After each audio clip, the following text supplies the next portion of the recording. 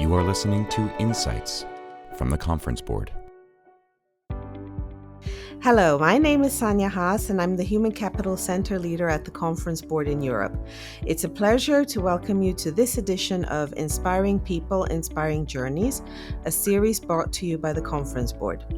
In each episode, I sit down with a new C-suite executive, and together we have a conversation around what helped them transition into their current role, their personal tips for navigating this incredibly complex and demanding career landscape of today, and, for instance, what they consider are the key ingredients for success in their role.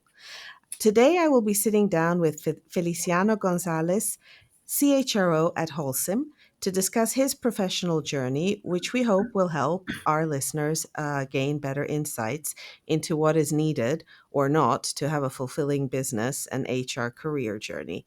A very warm welcome to you, Feliciano. Hello. Hello, how are you, Sanya? It's a pleasure to be here. Thank you. Likewise.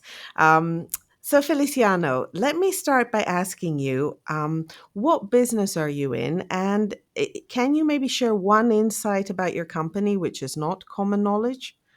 All right.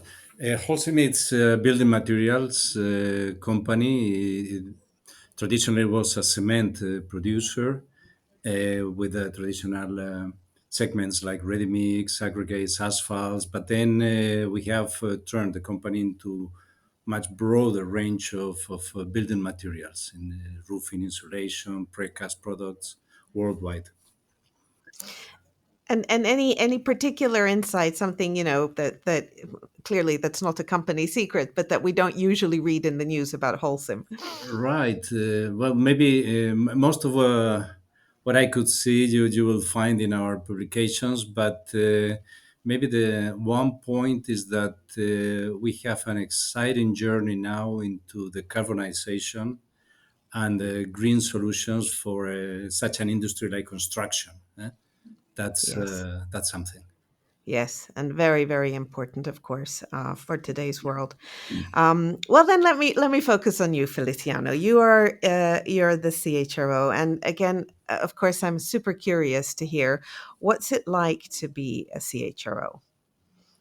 Well, it's after a long career in HR, being CHRO is like the peak of an effort, right?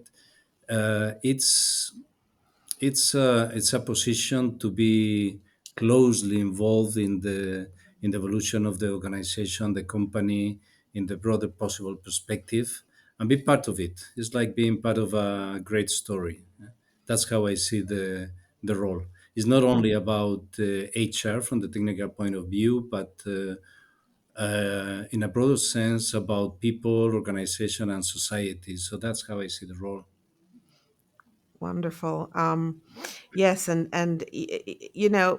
when we look at your role today, and we look at your first 100 days, clearly when you became CHRO, I don't know if you can remember, but what was different about them, or maybe even what was the one or two things that really changed as you moved into your role as CHRO, and then your first 100 Yes. days in the new role. Well, those days, I remember them very intensive, a bit uncertain as well, because of course when you suddenly jump into a role like a global role like this, you bring a certain baggage of experience in HR, in industries, in countries, in different countries. But then you suddenly recognize that you're ignoring critical parts of the role because the role of a CHRO is exposed to the board of directors, for instance, to even to external stakeholders that you didn't have the chance to interact with before, Hmm. and that's a big learning. Okay. Even in some specific topics, like governance of the corporation, compensation, etc. Uh, there are new elements that because you were not in that position, you were not even invited in the room. So Yeah. I remember that as intensive discovery and intensive learning. And maybe on that point, what was there somebody that helped you in this transition, maybe particularly for that section or for any other parts of your transition into your role as CHRO? Yes. Well, for I think I can do it in a generalistic answer. I think that every CHRO can find the best possible support in the group CEO.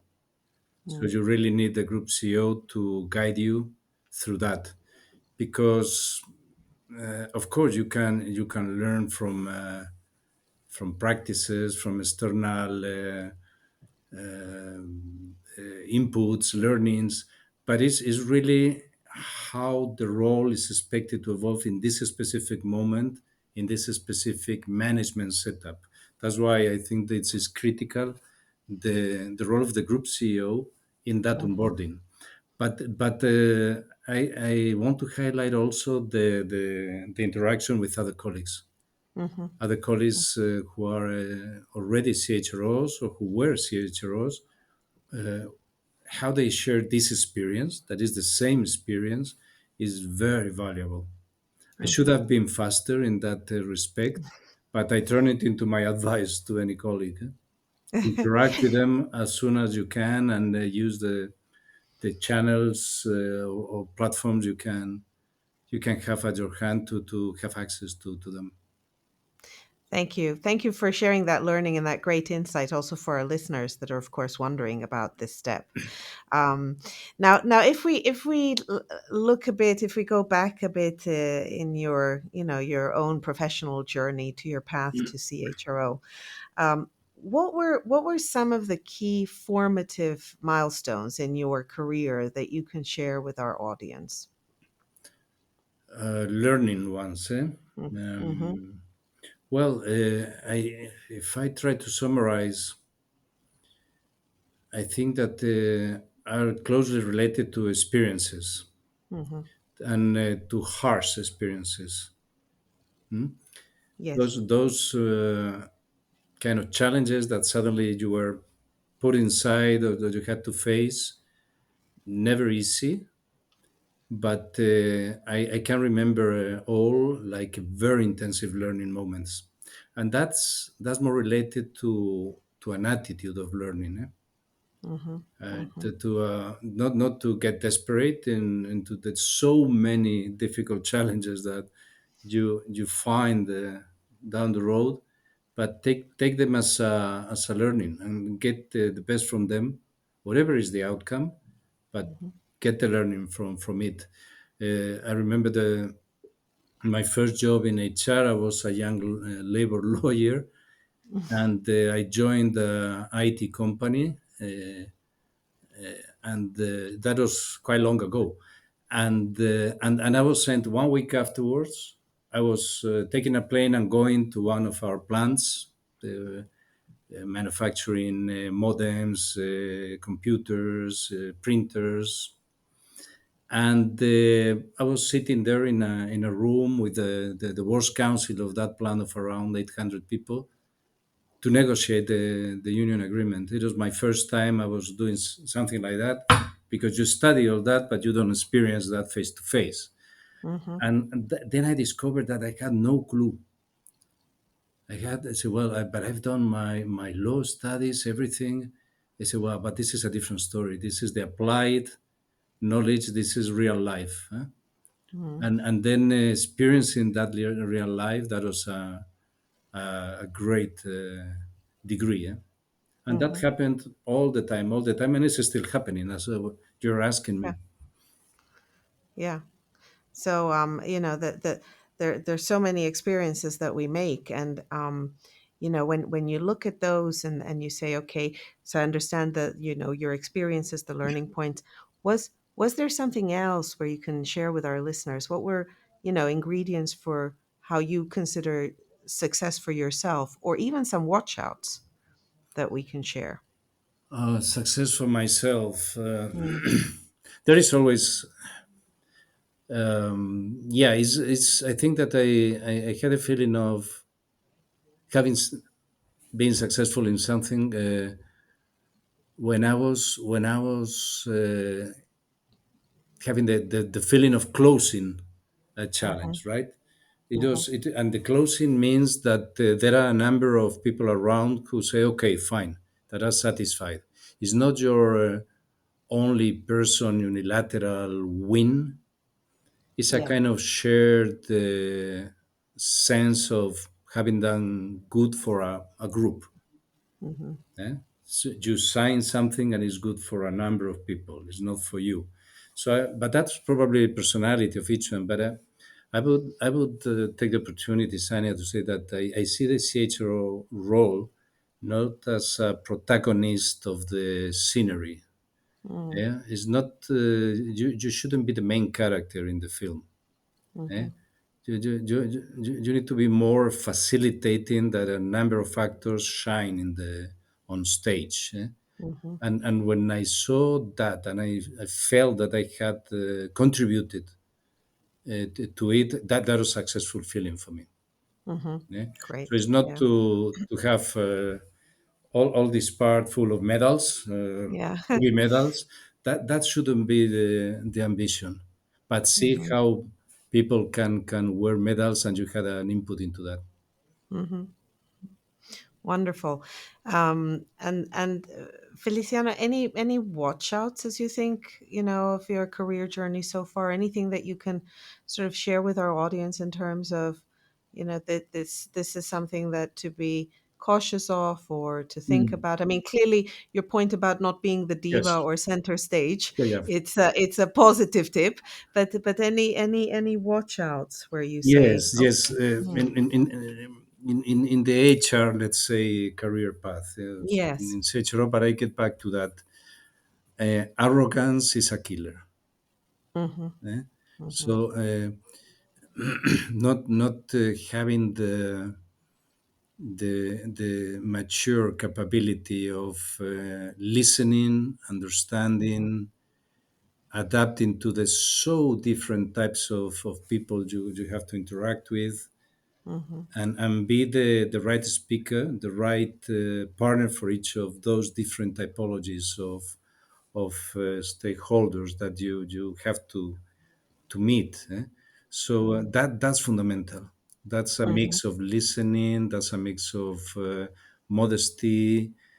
Um, Also, for me, another watch out is careful with becoming an HR guru in an mhm. organization. And I'm talking from a corporate Yes, organization in this spiderweb that is the corporation. Uh, Careful not to be the expert speaker of HR technologies. yes. But more listening and finding the right message for the people, and also careful not to be open to involve as many people as possible in your own success. Yeah, yeah, It's not a solo game. yeah. It's not a solo game and it's Never. not a diva game. And I've seen Yeah, that some people playing that solo game. yes, It's not, yes. it's not the right way. My Well, it's also about what you said about, that shared sense of success, of having had, a great achievement or Yeah, something accomplished. I think that shared part is really important as well. definitely. Um, and when we look at, the people around you or throughout your journey, as we talk about shared, who do you feel has inspired and supported you in your professional journey so far? Hmm. Well, uh, I can remember some people who had to be my boss in Hmm. certain moments.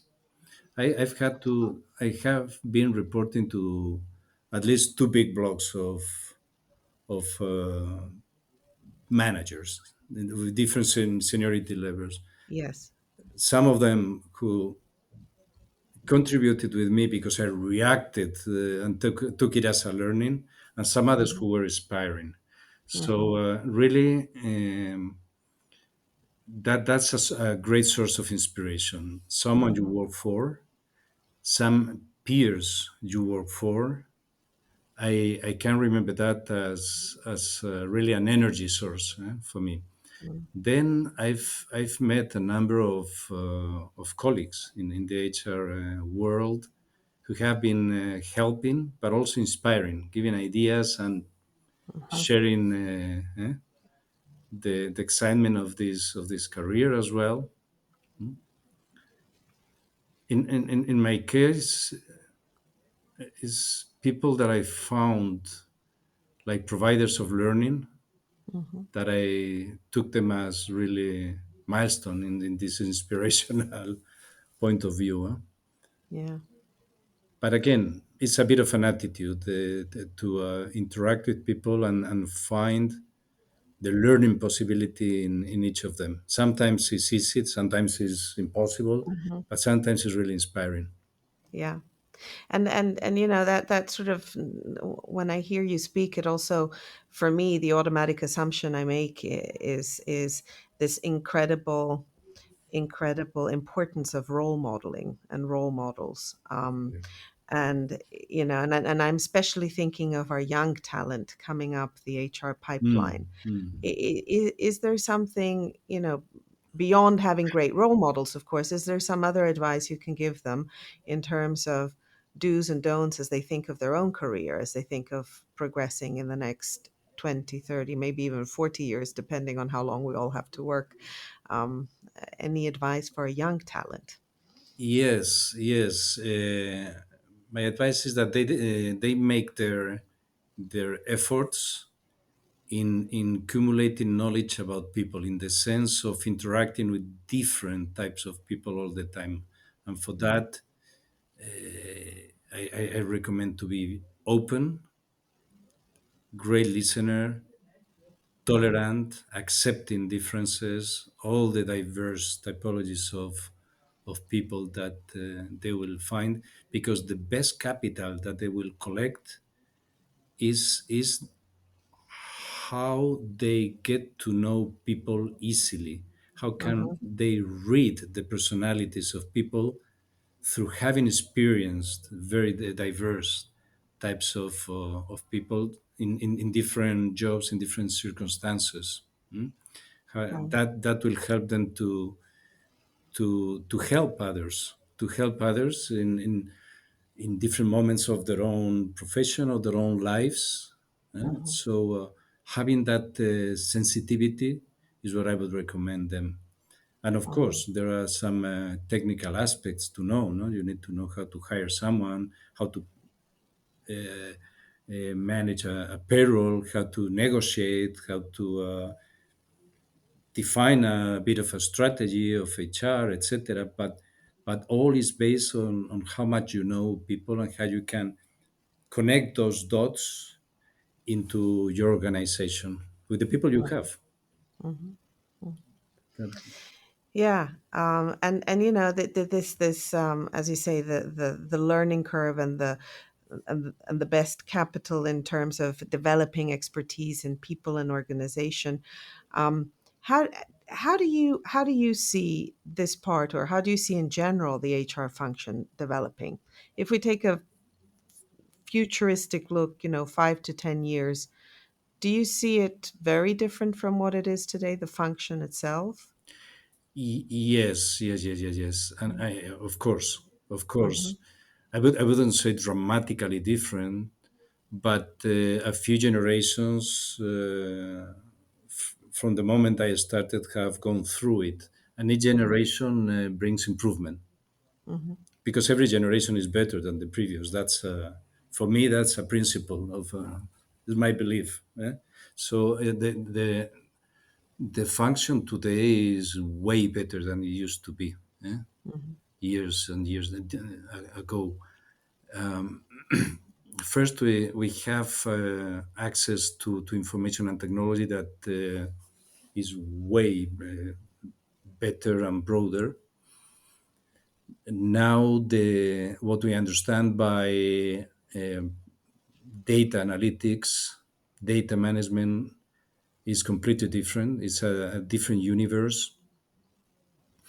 The complexity of the society and the speed of social changes is much faster, and we need to be on top of that. Yeah? Hmm. So it's also more exciting. It's really more exciting.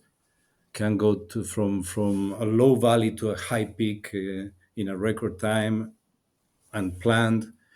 So I think we have a stronger demand to be ready to react and adapt to something that is coming. Hmm. eh?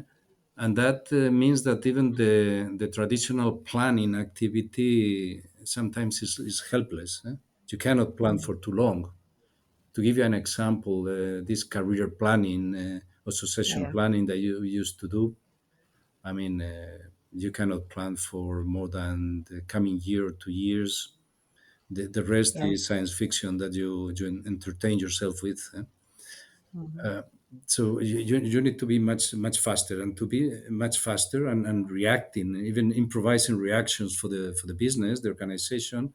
You need to have fresh data, accessibility to information, play with it every day. So that's new in this function. That means that it is less and less bureaucratic, and Yes. it's more and more business driven, in the Hmm. front line of business. And that's also a recommendation for the young colleagues. Learn the business, learn the language of the business. Do not build your parallel technical HR language. Hmm. It's the language of the business what you need. Yes.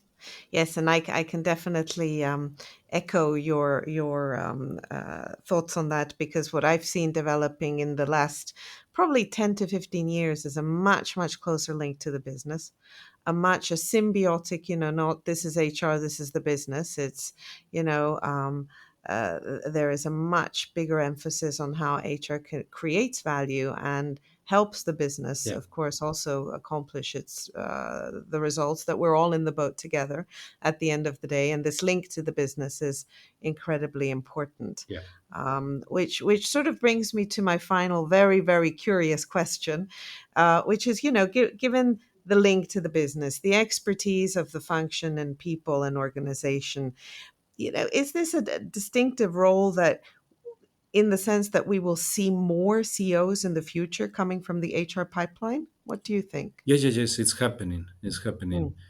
Mm. My role as CEO was accidental for a bit more than 2 years, 2 years and a half, but it happened and it was seen as a crazy thing even. But it's happening. It's happening both in CEO roles or in board memberships as well, Yes. because the social element, the people element, in a big sense, is more and more present. I mean, most of the corporations are developing amazing sustainability strategies, Mm. more or less Yes. related to global warming or with other aspects. And there is a strong, very intensive people element into it, without which would never happen, right? Mm. So you see, that's how our role is transforming and going into that. And of course, we will see. I think more non-HR educated people coming into HR roles, and the other way around. Yeah. More HR colleagues going into CEO positions in diverse industries. That I think is happening already, and we will see more of that. Hmm. That is changing as well the profile, the expected profile of an HR as a kind of a specialist. Yes. And Well, to your point earlier on, with the young people coming up to the pipeline, to really get closer to the business and to understand that as well, yeah, and to yes, understand the holistic angle of people and organizations. I think that's very important. exactly, and that they see themselves in HR always as a temporary step. I would Yeah. recommend that. Yeah. Maybe they spend a life in HR, which is really Yes. exciting, I would say. Yeah, Yes. What can I say? Yes. But I would tell them, think always that it's temporary in your career, that you will go somewhere else, different ways to apply your core motivation that is around organization and people. And there are Yeah. many ways to do that and be happy with it. Yes. Yes. Well, thank you. That's a wonderful ending to a conversation that just flew by, Feliciano, because I see we're on the dot. Thank you so much. This was really interesting, and very insightful. I certainly learned a lot today, and I hope really it helped our audience also as they think about their current and their future career journeys. Thank you so That'll much, be great for Feliciano. me. Thank you very much for inviting Thank me. you. Thanks a Thank lot. you. Ciao. And thank you to our audience who tuned in for this podcast. If you enjoyed this episode, please remember to subscribe to our Inspiring People, Inspiring Journeys podcast series, or explore the entire catalog of the podcast programming from the conference board on our website. Thank you very much for today. Bye. This has been Insights from the Conference Board.